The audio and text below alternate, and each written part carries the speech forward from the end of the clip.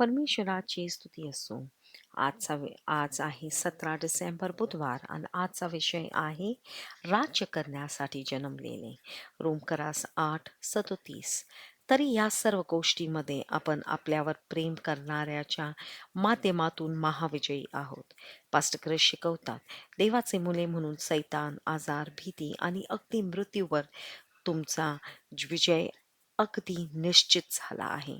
आजच्या वरील वचनाचा अर्थ असा आहे की आपल्यावर प्रेम करणाऱ्या माध्यमातून आपण महाविजयी आहोत.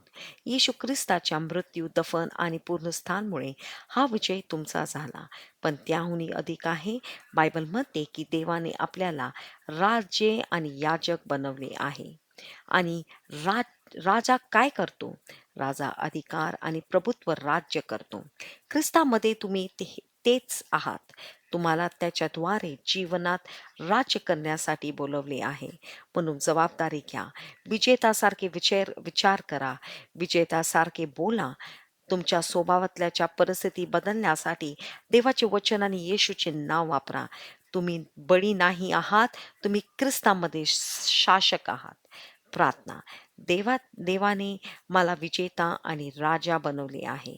म्हणून मी येशूच्या नावाने आणि त्याच्या वचनाने सर्व गोष्टींवर राज्य करते आणि अधिकार करते. येशू ख्रिस्ताच्या नावात. आमेन. Thank you.